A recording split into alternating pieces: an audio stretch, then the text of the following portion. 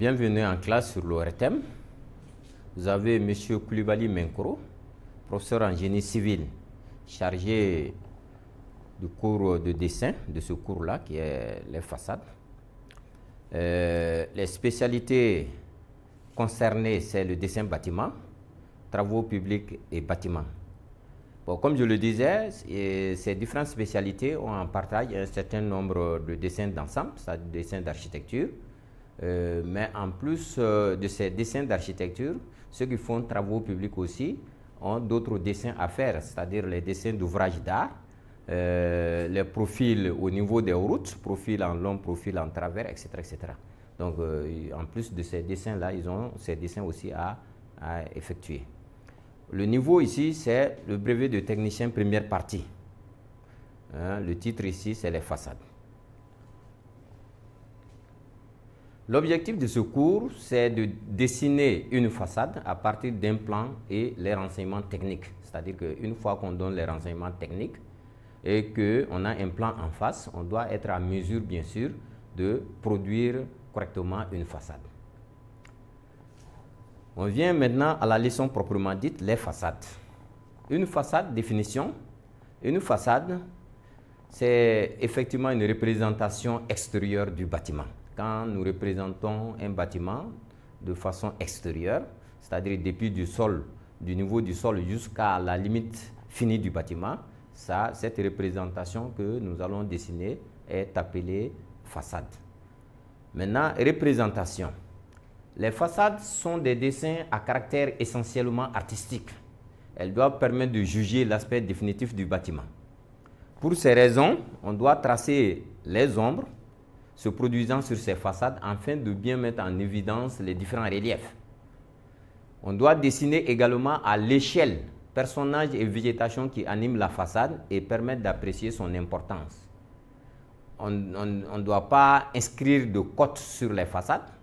Des éléments, c'est des dessins qui sont représentés sans aucune autre indication. On ne fait pas de façade ni de cote de niveau, etc. etc.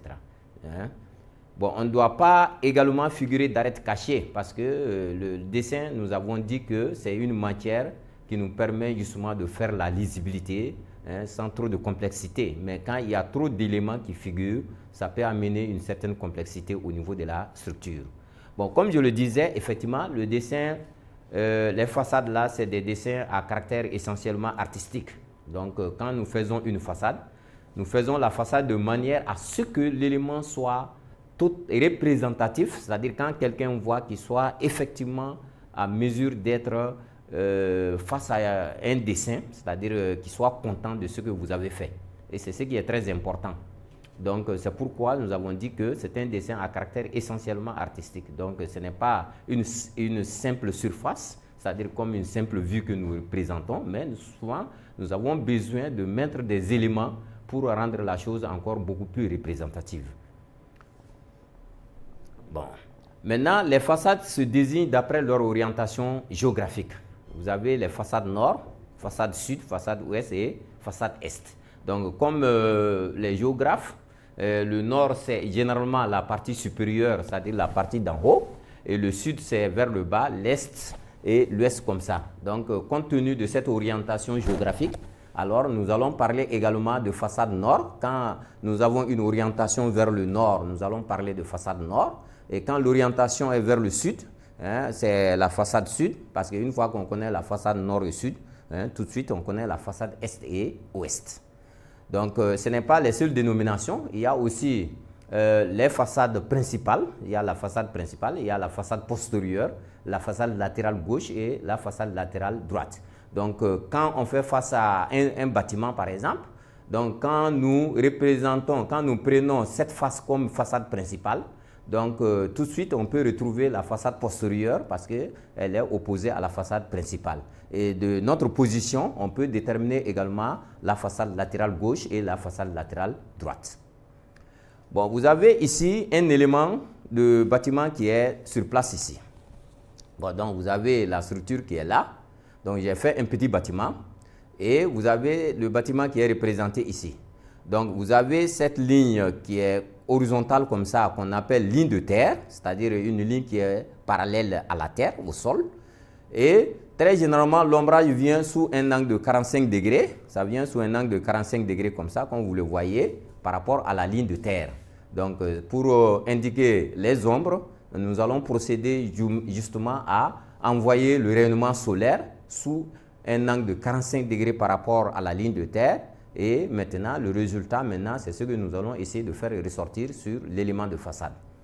Donc, on a bien ici le principe. On dit que le tracé s'exécute suivant le principe des ombres au soleil. C'est-à-dire que la source lumineuse étant très éloignée, on considère que les rayons lumineux sont parallèles. Conventionnellement, le soleil est situé en haut et à gauche par rapport à la façade désignée. Ces rayons lumineux forment en projection un angle de 45 degrés avec la ligne de terre, tant en projection frontale qu'en projection horizontale. Donc, ça veut dire quoi? Ça veut dire que le rayonnement lumineux vient sous un angle de 45 degrés, c'est-à-dire on confine tous les faisceaux lumineux à un seul faisceau lumineux qui vient sous un angle de 45 degrés par rapport à la ligne de terre. Et maintenant, le débordement vu sur l'élément de façade, alors ce débordement aura un impact sur la façade. C'est-à-dire que tout débordement qu'on va observer, ces éléments saillants, on va voir leur impact directement sur l'élément de façade. Donc, ils vont créer forcément une ombre sur l'élément de façade. Bon. Remarque, vous allez voir, toute droite debout se projette inclinée à 45 degrés sur un plan horizontal. Si une droite est parallèle à un plan, son ombre sur ce plan lui sera parallèle. Et la largeur de toute ombre est parallèle à la dimension de la saillie provocante. C'est-à-dire quoi? Vous avez par exemple une partie d'élément ici, donc en profil. Donc cet élément également, vous avez un débordement, c'est-à-dire le débordement c'est tout ça. Donc à partir de ce débordement, donc l'ombre que ce débordement va créer, ça c'est l'ombre qui est portée sur l'élément en élévation comme ça. Donc la largeur de cette ombre ici est égale à la largeur du débordement de l'élément en profil ici, qui est devant vous comme ça. Bon, maintenant on vient aux applications, c'est-à-dire que comment le principe de l'ombre même se passe. Donc nous avons ici, les ombres sont provoquées par les tableaux, les linteaux des baies et s'exécutent avec l'encre de Chine sur le vitrage, c'est-à-dire la noirceur que vous avez ici, ça c'est l'encre de Chine. Donc maintenant, quand le rayonnement lumineux vient sur une fenêtre, donc il y a le linteau de la fenêtre qui est ici et le tableau de la fenêtre par exemple qui est quelque part ici. Par exemple, ça c'est un tableau. Donc maintenant, l'ombre va se passer en deux étapes parce qu'il faut 3 éléments en correspondance pour faire ce principe des ombres. Il y a d'abord un élément en coupe verticale qui est là. Ça, c'est une ouverture en coupe verticale qui est représentée ici. Vous avez le linteau ici. Vous avez ce qu'on va appeler ici, ça c'est le tableau ici, ce que vous voyez ici. Et là, ça c'est ce qu'on appelle un béton ici, sur l'allège, sur le mur d'allège. Donc là, ça c'est ce qu'on appelle le niveau supérieur, ça c'est le regengo de fenêtre. Bon, maintenant, on a cette coupe-là et horizontalement également, nous avons une autre coupe qui est représentée comme ça. Donc, avec ces deux coupes et l'élément de façade, c'est ce que nous allons essayer d'utiliser pour présenter, pour faire le principe des ombres. Donc, on envoie le rayonnement lumineux sous un angle de 45 degrés. Voilà. Vous avez ici l'élément qui est représenté ici. Donc, le rayonnement lumineux vient sous un angle de 45 degrés. Il y a le linteau de la fenêtre qui est représenté ici, ça vient sur l'élément vitré. Voilà, vous avez l'élément vitré qui est à ce niveau ici.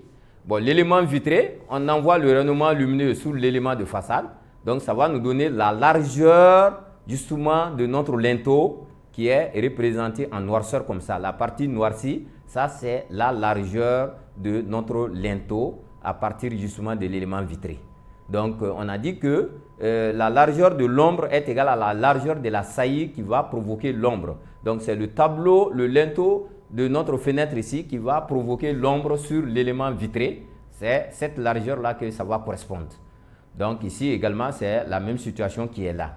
Donc, il y a un élément entre les deux parties, c'est-à-dire les deux ouvertures de la fenêtre. Donc, c'est ce qui fait que ce petit décrochement-là va avoir également un impact ici pour dire que faites attention Il y a un élément entre les deux compartiments de la fenêtre. Bon, maintenant, une fois que nous avons ça, bon, maintenant, ça c'est horizontalement. Horizontalement, nous avons les ombres qui sont tracées comme ça. Verticalement aussi, c'est la même situation. Vous avez ici un élément de coupe horizontale d'une fenêtre. Et vous avez toujours ce qu'on va appeler la ligne de terre. La ligne de terre, là, ça vient par là. Et vous avez la ligne de terre par rapport à notre élément ici est là. Et le rayonnement lumineux vient sous un angle de 45 degrés. Et maintenant, ça monte sur notre vitrail ici. Et là aussi, ça donne l'épaisseur de notre ombre ici. Et là, ça serait maintenant la largeur du tableau qui va provoquer cette ombre ici. Donc, pour avoir l'ombre sur l'élément vitré, nous avons besoin justement du linteau de la fenêtre et ensuite maintenant de l'allège pour avoir le vitrail justement de notre fenêtre, disons, pour avoir l'ombre sur notre vitrage. Donc, avec ces trois éléments en correspondance, on peut présenter correctement les éléments vitrés. Donc, l'ombre sur les éléments vitrés. Parce que nous avons dit que la façade, ce n'est pas la simple représentation, mais pour animer la façade, c'est-à-dire faire vivre, faire donner une vie à la façade. Donc, il faut nécessairement ces ombrages-là et ensuite les autres éléments, c'est-à-dire les personnages, les végétations tout autour de la structure pour faire vivre effectivement votre façade. Sinon, la seule représentation de la façade ne donne pas l'effet, c'est-à-dire ce que nous voulons réellement justement d'une façade. Bon, c'est exactement la même situation. Vous avez un élément de coupe horizontale ici et par là, vous avez un élément de coupe verticale ici. Donc, avec ces deux éléments en correspondance, on va essayer justement de représenter notre élément, ici sur cette vitre-là. Donc, c'est la même situation ici également. Donc, ici également, vous avez les mêmes éléments de représentation qui se passent de cette façon. Donc, pour faire ça, nous avons besoin simplement de ces trois éléments, une coupe horizontale et une coupe verticale avec une partie d'éléments de façade pour pouvoir représenter correctement les éléments vitrés. Bon, les vitres ne sont pas les seuls éléments que nous utilisons en façade. Il y a aussi ce qu'on va appeler les persiennes. Les persiennes, généralement, c'est des sortes de fenêtres également qui contiennent des lames. Et là aussi, vous allez voir effectivement au niveau de ces lames-là également, vous allez toujours voir qu'il y a 45 degrés. On va observer toujours les 45 degrés à gauche de l'élément. Vous allez voir que à chaque lame, il y a 45 degrés que nous prenons pour noircir. Ça, c'est pour représenter ces éléments de fenêtre en persienne ou même de porte en persienne également. Donc, vous avez ces éléments qui sont là. Le vitrage là est valable non seulement pour la fenêtre, mais c'est aussi valable pour les portes. Donc ici également, même les persiennes aussi, c'est la même chose. C'est valable non seulement pour les fenêtres, mais c'est aussi valable pour les portes. Il y a aussi d'autres types d'ouvertures, bien sûr. Il y a les isoplanes, mais qui sont généralement à l'intérieur de la pièce. Donc si ce n'est pas une coupe, ce n'est pas très facile justement de voir ces isoplanes-là. Bon, il y a aussi ce qu'on appelle les tôles pleines dans d'autres localités, comme par exemple quelqu'un qui est vers les régions du nord. Tu vas voir que les persiennes là ne répondent pas tellement, et aussi bien que les vitrails, parce qu'il y a trop de vent. Avec le mouvement du vent et les sables là, ça peut créer des petits problèmes au niveau justement de ces ouvrages. Donc la plupart de ces bâtiments là, très généralement, c'est les portes pleines, les fenêtres pleines, soit en bois ou bien en métal. Bon, on va voir maintenant le petit B. Ombre des corniches et les balcons. Bon, très généralement, vous allez voir aussi, parce que nous avons dit qu'en matière de dessin, une fois que nous représentons notre façade, il s'agit effectivement, comme je le disais tout de suite, de garnir un tout petit peu la façade. Et pour garnir cette façade, nous avons, dans notre cas ici, nous avons pris une coupe qui est là. Vous voyez une coupe verticale qui est là. Et ensuite, vous avez une coupe horizontale qui est là. Donc, avec ces deux et notre élément de façade ici, nous allons voir comment il faut représenter les ombres sur l'élément de façade. Donc, dans un premier temps, vous avez ici ce qu'on va appeler l'élément de dalle qui est là. L'élément de dalle est là avec un débordement, bien sûr, parce que le débordement Le débordement, c'est de l'autre côté. Voilà, le débordement est là. Bon, ce débordement qui est là, par rapport à ce mur-là d'abord, parce qu'il y a un mur coupé qui est noir comme ça, il y a un autre mur derrière qui est là, qui n'est pas coupé. Bon, donc quand on envoie le rayonnement lumineux, donc le rayonnement lumineux coupe d'abord le premier mur qui est là. Ensuite, maintenant, ça vient couper l'élément noir qui est là. Le premier mur qui est coupé, ça, on envoie le rayonnement lumineux sous un angle de 45 degrés et ça va donner l'ombre sous cette forme-là. Et c'est cette ombre-là qui devait continuer sur ça. Bon, maintenant, quand nous prenons le deuxième élément également, quand nous prenons le deuxième élément ici, alors l'ombre vient par là, ça coupe l'élément mur et ensuite envoyé sur notre élément de façade, ça donne une largeur beaucoup plus importante que la largeur de la première partie. Parce qu'il y a un décalage ici entre cette partie et l'autre partie, vous le voyez au niveau justement de la vue en plan ici. Donc au niveau de la vue en plan, vous avez un décrochement entre cette partie et cette partie. Donc ça veut dire que la façade de cette partie et la façade de cette partie, c'est deux représentations différentes parce que en fait, ils ne sont pas au même niveau de plan. Bon, donc nous allons représenter cette ombre-là qui est à ce niveau ici. Bon, en même temps, vous avez un balcon ici, un balcon qui est là, effectivement. À partir de ce balcon, l'autre là, c'était la corniche. À partir de ce balcon, on envoie également le rayonnement lumineux sous cette forme-là ici, qui est là. Donc, on a d'abord le mur là qui est coupé, on envoie le rayonnement lumineux et ça nous donne une surface qui est pratiquement à ce niveau ici. Donc ça, ce n'est pas totalement terminé. Ensuite, le deuxième élément également qui vient jusqu'au mur ici. Donc, celui-là aussi vient sous l'angle de 45 degrés et ça va nous donner à peu près l'épaisseur justement de notre balcon à ce niveau-là ici. Donc, l'élément balcon qui est là doit provoquer une ombre qui est égale à la dimension de la saillie, c'est-à-dire le débordement qui est là, qui va provoquer l'ombre sur cette partie-là. Donc, c'est cette largeur de l'ombre qui est égale à la dimension du débordement.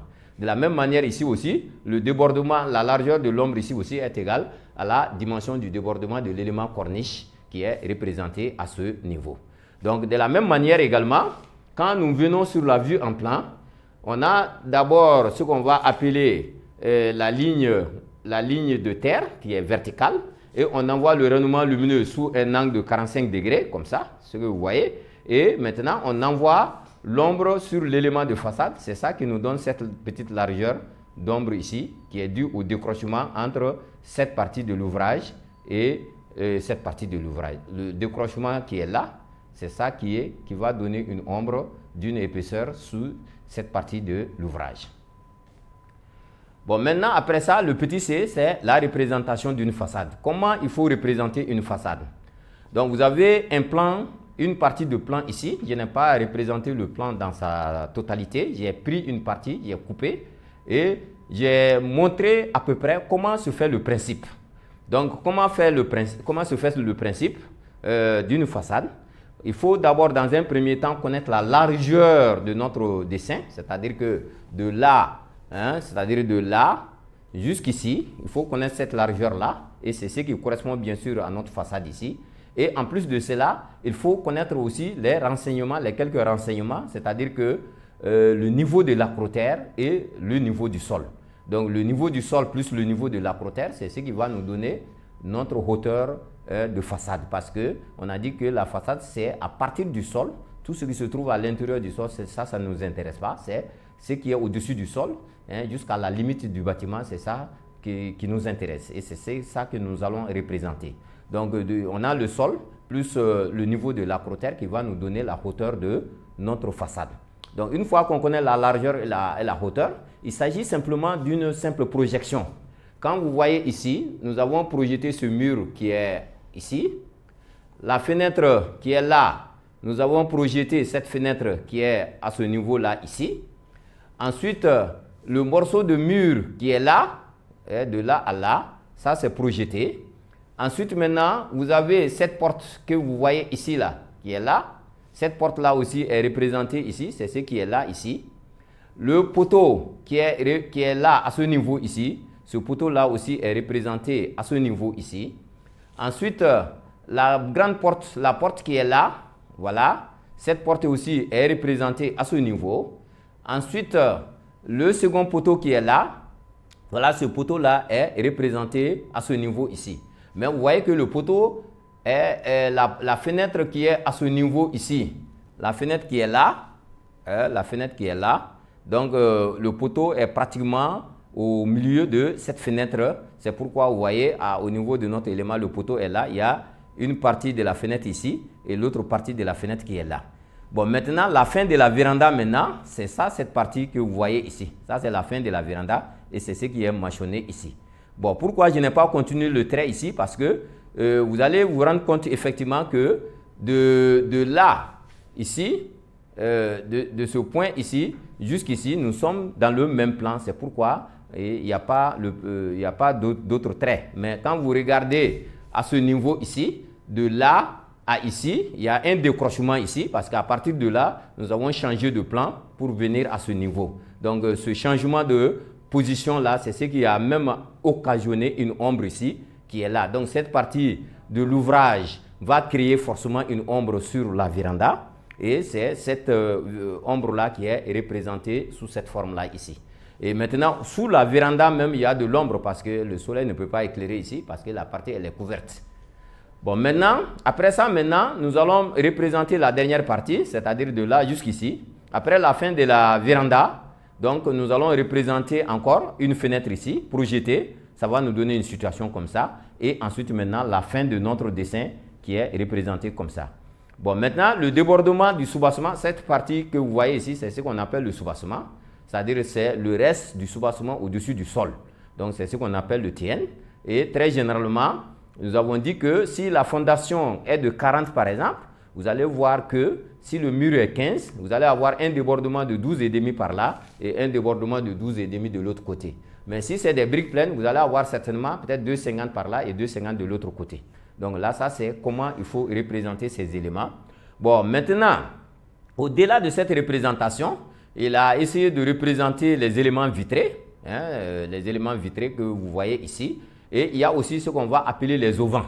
Donc, vous avez les auvents également au niveau des fenêtres ici. Donc, l'auvent aussi va créer une ombre ici. Voilà l'ombre créée par l'auvent. Parce que tout débordement, tout saillie que vous allez observer doit nécessairement avoir une ombre sur l'élément. Donc là, l'auvent va créer une ombre ici. Voilà l'ombre qui est représentée ici. Bon, ici également, c'est le même scénario. Vous avez ici également, l'auvent ici également va créer une ombre à ce niveau. Et je disais que le décrochement à ce niveau-là ici va créer une ombre qui est représentée ici. En plus de cela, vous avez d'autres éléments aussi, les gargouilles. Les gargouilles, c'est des éléments préfabriqués qui sont insérés dans le bâtiment. Et ces gargouilles-là également, c'est des éléments saillants parce qu'ils ne sont pas dans la même surface que le bâtiment. Donc, ces éléments saillants qui sont sortis vont avoir nécessairement une ombre sur l'élément. Donc, quand vous prenez cette gargouille par exemple, voilà l'élément gargouille qui est représenté. L'ombre provoquée par l'élément gargouille sur notre façade est représentée en bas ici. Donc, vous voyez, nous avons représenté notre façade de cette façon. Et cette partie que vous voyez ici, ça c'est généralement, comme on appelle une barcade, c'est-à-dire que en quelque sorte des éléments que nous mettons ici pour éviter que les gens ne passent pas par là. C'est comme les balustres. Ici également, c'est la même situation. Donc, c'est pour que le passage soit seulement cette partie. Donc, il y a un élément barcadé ici, il y a un élément barcadé ici, et là, ça, c'est le passage normal. Donc là, ça, c'est un exemple de représentation d'une façade, et ça, c'est la technique de représentation même d'une façade. Comment il faut projeter les éléments.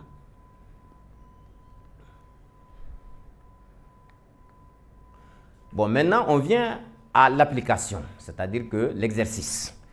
Donc, sur format A3 vertical à l'échelle 1/50e, on vous demande de représenter la façade principale de ce bâtiment avec les renseignements techniques.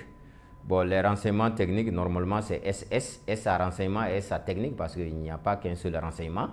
Il y a le niveau de l'acrotère qui fait plus 400. Le terrain naturel, ça fait moins 45. Et le mur de fondation est en briques pleines de 20. Là aussi, brique pleine doit prendre S aussi, brique est pleine. OK. Bon, maintenant, nous venons à notre dessin. vous avez un plan ici, un plan qui est là, où il y a bien sûr une chambre principale à ce niveau ici. Il y a une chambre principale qui est là. Et vous avez deux chambres qui sont là. Vous avez également le salon, vous avez la salle à manger, vous avez une terrasse ici, et vous avez, comment on appelle, une toilette ici, et vous avez le couloir, la terrasse, et vous avez la cage d'escalier qui est là, et vous avez à peu près, comment on appelle, des parterres en quelque sorte, c'est-à-dire que ça peut être des fleurs ou tout ce que vous voulez. Donc ça, c'est ces éléments qui sont disposés comme ça. Bon, maintenant, toujours, je dis que la qualité des dessins, on n'arrive pas à trouver une solution très correcte par rapport à ça. C'est pourquoi les gens n'arrivent pas à voir clairement les dimensionnements. Sinon, notre souhait, c'est que les gens puissent voir clairement les dimensions. Donc, c'est pourquoi, au niveau de la façade latérale, disons au niveau de la façade principale, nous avons mis en grande ligne pratiquement les dimensions pour que les gens voient correctement ça. Donc, nous allons représenter notre façade, à partir justement de ce plan. Donc, vous avez le plan qui est là. Donc, là, vous avez les éléments du plan qui sont représentés, les cotations du plan jusqu'au niveau du garage ici. Donc, vous allez voir comment se fait le principe. C'est ce côté-là que nous allons prendre en compte et nous allons projeter les différents éléments. C'est-à-dire que la cage d'escalier, disons, la cage d'escalier, on va représenter cette porte qui est là. Nous allons représenter un décalage à ce niveau ici. Nous allons représenter cette porte également qui est là. Nous allons représenter cette fenêtre. Et ensuite, maintenant, on va représenter le garage qui est représenté à ce niveau. Donc, du point de vue représentation, c'est ce côté qui va constituer notre façade principale. Et nous allons essayer de voir comment il faut dessiner cette façade-là. Bon. Donc,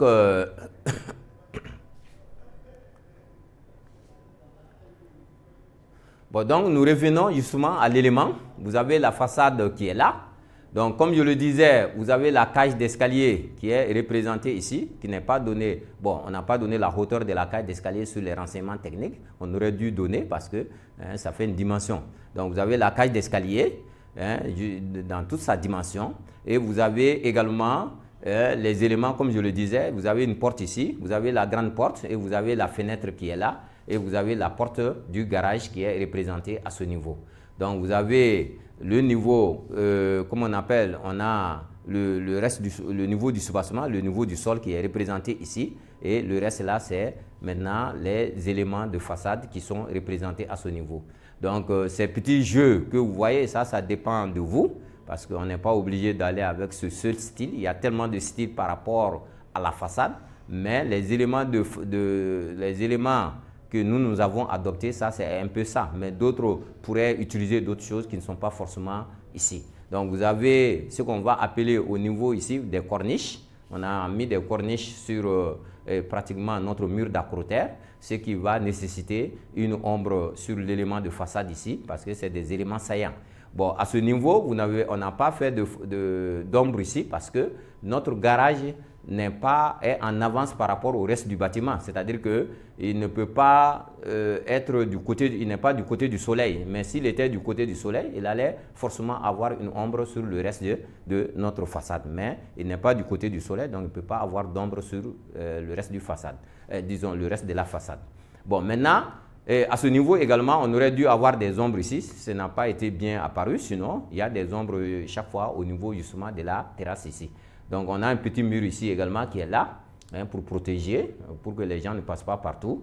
Et ensuite, maintenant, vous avez le passage qui est là avec des perrons.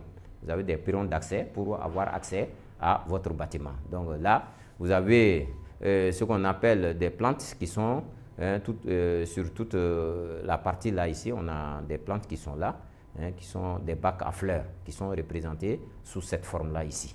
Donc ça, c'est un peu...